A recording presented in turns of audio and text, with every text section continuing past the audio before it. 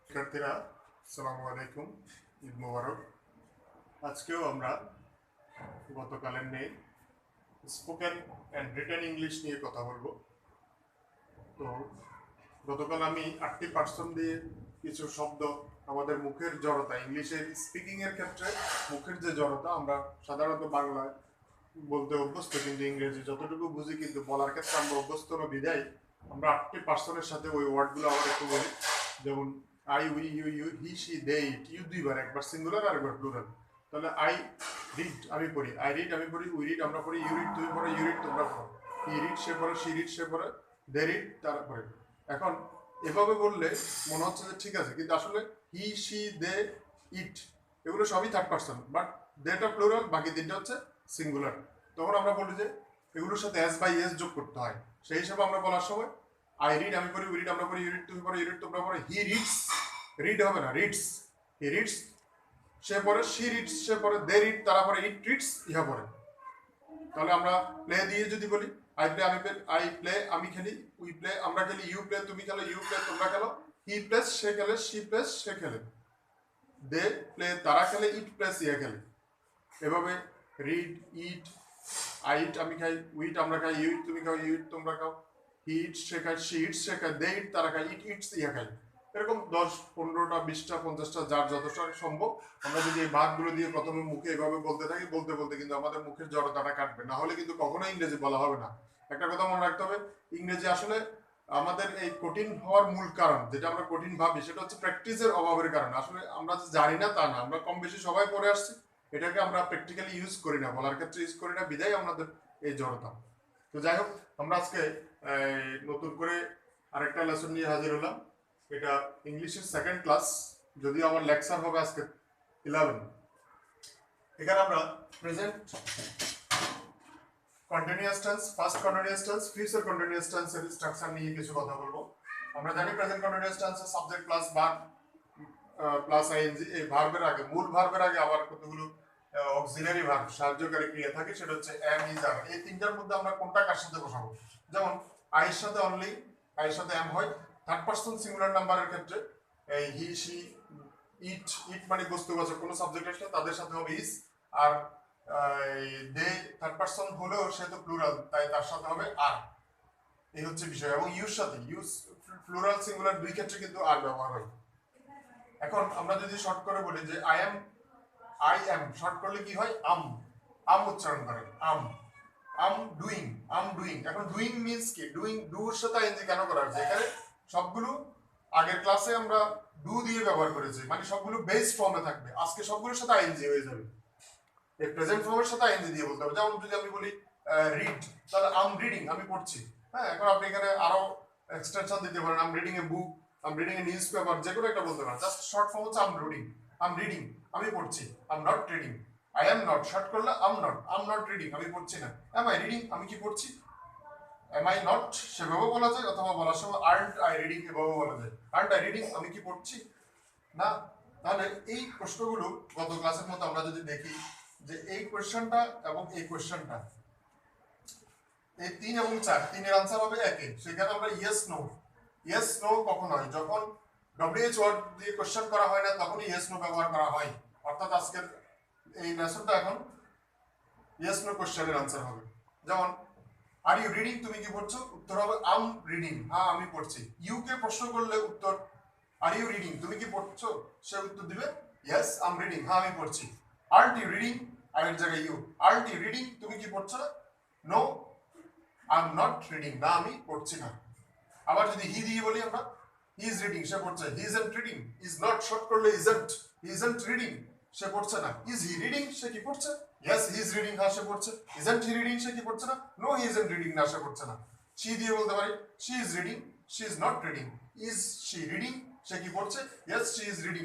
এখানে একটা কথা আমি বলা যৌক্তিক যে আমরা শুধু ইংরেজি বাক্য বললে কিন্তু হবে না, আমাকে বাংলা ও ইংরেজি দুটাকে মিক্সার করে করে বলতে হবে। তাহলে আমি বাংলা থেকে ইংরেজি ট্রান্সলেশনটা মুখে এবং লেখার ক্ষেত্রে আমার খুব কাজ দিবে। এই জিনিসটা খুব গুরুত্বপূর্ণ। শুধু ইংরেজি সেন্টেন্স বলাটা খুব ইজি, বাংলা ও ইংরেজি মিক্স করে করে আমি বলছি, তোমরাও এটা খেয়াল রাখবে। তাহলে ইজ হি রিডিং সে কি পড়ছে? উত্তর হবে ইয়েস হি ইজ রিডিং, হ্যাঁ সে পড়ছে। ইজন্ট হি রিডিং, সে কি পড়ছে না? নো হি ইজন্ট রিডিং, না সে পড়ছে না। এখন ডব্লিউএইচ কোশ্চেন ওয়ার্ড দিয়ে যদি আমরা প্র্যাকটিস করি, হোয়াট ইজ হি রিডিং, সে কি পড়ছে? হি ইজ রিডিং এ বুক, সে একটি বই পড়ছে। হোয়াট ইজন্ট হি রিডিং, সে কি পড়ছে না? He is not reading a newspaper, সে একটি নিউজপেপার পড়ছে না। How is reading, how is isn't he is reading, why is he reading, why isn't he reading, how where is he reading, সে কোথায় পড়ছে? Where isn't reading, isn't he reading, সে কোথায় পড়ছে না। এরপরে হুইচ বুক, হুইচ দিয়ে বললে কিন্তু একটা এখানে সাবজেক্ট মানে হুইচের পর পরে একটা ওয়ার্ড আনতে হবে। তাহলে which book is he reading, সে কোন বই পড়ছে, হ্যাঁ সে কি সাহিত্য পড়ছে নাকি পড়ছে, এগুলো বলতে হবে। Which book isn't he reading. তাহলে আমরা এভাবে ডব্লিউএইচ কোশ্চেন ওয়ার্ড গুলো ইয়েস নো কোশ্চেনের পরে যখন আমরা ডব্লিউএইচ কোশ্চেন ওয়ার্ড কোশ্চেন করব তখন কিন্তু এখানে ইয়েস নো আসবে না, তখন ইয়েস নো না এসে সরাসরি উত্তরটা হবে। যেমন হোয়াট ইজ হি রিডিং, সে কি পড়ছে? হি ইজ রিডিং এ বুক, এখানে ইয়েস কথাটা বলা যাবে না। হ্যাঁ, আবার নোর ক্ষেত্রে হোয়াট ইজন্ট হি রিডিং, সে কি পড়ছে না, সেখানে নো বলা যাবে না, সেখানে সরাসরি নাবোধক সেন্টেন্সের আনসার দিতে হবে। তো এবার একই ফরম্যাটে আমরা পরবর্তী লেসন মানে টেন্স নিয়ে কাজ করি। যেমন এটা ফার্স্ট কন্টিনিউয়াস টেন্সের ক্ষেত্রে আমরা জানি সাবজেক্ট প্লাস ওয়াজ ওয়ার, ওয়ারের উচ্চারণের ক্ষেত্রে ওয়া, আরবি হরফ ওয়া যেরকম বলে ঠিক ওরকম করে বলা হয়। তাহলে হি ওয়াজ রিড, যদি আমরা বলি রিডিং, হি ওয়াজ রিডিং, সে পড়ছে। He wasn't reading, was not short করে বললে ওয়াজন্ট, হি ওয়াজন্ট রিডিং, সে পড়ছে না। ওয়াজ হি রিডিং, সে কি পড়ছে? ওয়াজন্ট হি রিডিং, সে কি পড়ছে না। ঠিক এখন এই তিনটাকে আবার আমরা ওই ফরম্যাটে নিয়ে যাই। এবার প্রশ্ন করি, উত্তর দিই। তাহলে আসেন, ওয়াজ হি রিডিং, সে কি পড়ছে? ইয়েস হি ওয়াজ রিডিং, সে কি পড়ছিল? ওয়াজ হি রিডিং, সে কি পড়ছিল? ইয়েস হি ওয়াজ রিডিং, হ্যাঁ সে পড়ছিল। ওয়াজন্ট হি রিডিং, সে কি পড়ছিল না? নো হি ওয়াজন্ট রিডিং, না সে পড়ছিল না। হ্যাঁ, হোয়াট ওয়াজ হি রিডিং, সে কি পড়ছিল? হি ওয়াজ রিডিং এ বুক, সে একটি বই পড়ছিল। হোয়াট ওয়াজন্ট হি রিডিং, সে কি পড়ছিল না? হি ওয়াজন্ট রিডিং নিউজপেপার, সে একটি নিউজপেপার পড়ছিল না। আমি একদম একই ফরম্যাটে একই ভার্ব দিয়ে উদাহরণগুলো দিচ্ছি যাতে বুঝতে সুবিধা হয়, কিন্তু তোমরা প্র্যাকটিস করার সময় এখানে ভার্ব আমি একটা বলতেছি, বাট তুমি এখানে ফার্স্টটা বললে তাহলে ফার্স্ট গুণ 4, আবার এটার নেগেটিভ সহ যদি বলি মানে বাংলা সহ ধরলে 8 প্রকার, তাহলে 500 গুণ 8 কয়টা সেন্টেন্স হচ্ছে। ঠিক এভাবে প্রত্যেকটা ধরে ধরে বলা শুরু করো, দেখবে 10-20টা বললেও কিন্তু অনারেবল তুমি ইংরেজি বলতে পারবে। যাই হোক, আমরা পরবর্তীতে এটা এখানে একটু বলে রাখি, অয়ার কখন বা ওয়া কখন উচ্চারণ হবে। আই এবং মানে ফার্স্ট পারসন আই আর থার্ড পারসন সিঙ্গুলার নাম্বারের ক্ষেত্রে ওয়াজ ব্যবহার হয়। এখন ফার্স্ট পারসনের মধ্যে উইও আছে, উই আমরা, সেটার ক্ষেত্রে কিন্তু অয়ার উচ্চারণ হবে, মানে প্লুরালের ক্ষেত্রে মূলত অয়ার উচ্চারণ হয়।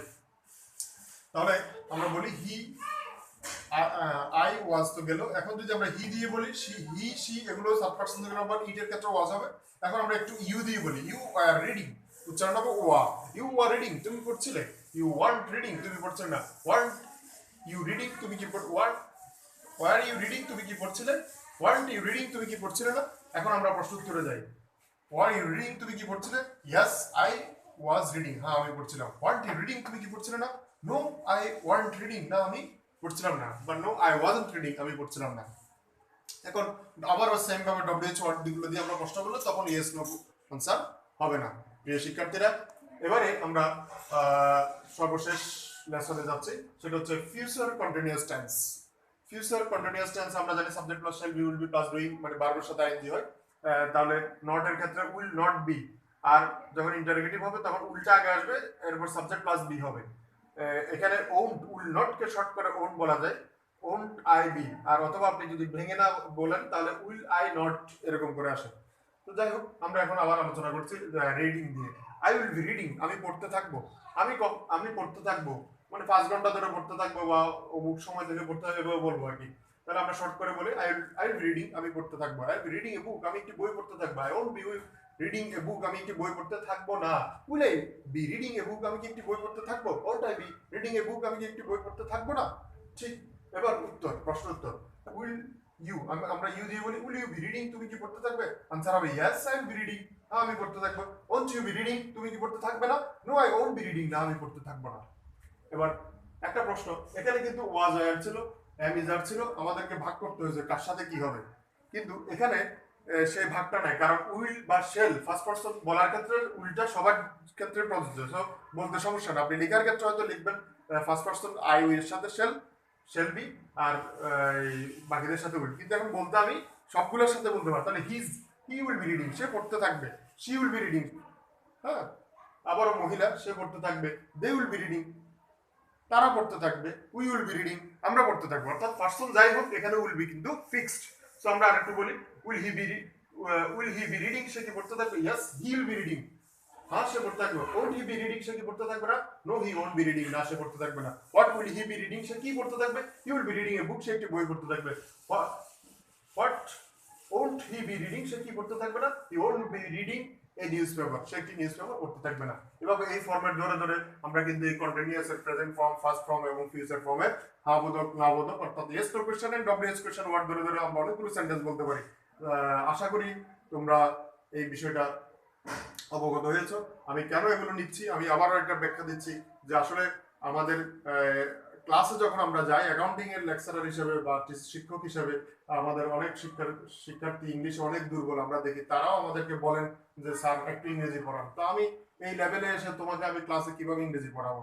আসলে আমাদের যেগুলো প্রায় 3100 কোর্স শুধু অনার্সে, মাস্টার্সে আবার 8টা কোর্স, টিচাররা তো ওই কোর্সগুলো এক একটা কোর্সে 8-10টা পেপার চ্যাপ্টার হচ্ছে যে আমাদের ম্যাথমেটিক্যালি, ওগুলো শেষ করতে করতে আসলে ইংরেজি নিয়ে আলাদা করে কোনো সুযোগ নাই। তাই আমি এই লকডাউনের ভিতরে তোমাদের জন্য এই বিশেষ ব্যবস্থাটা নিয়েছি। 8-10টা ক্লাসের মধ্যে চেষ্টা করবো তোমাদেরকে কিভাবে স্পোকেন এবং রিটেনের একটা ধারণা দেব। তোমরা যদি বাসায় এটার প্র্যাকটিসের মধ্যে রাখো, ইনশাল্লাহ you will overcome the fearness of English. Thank you very much.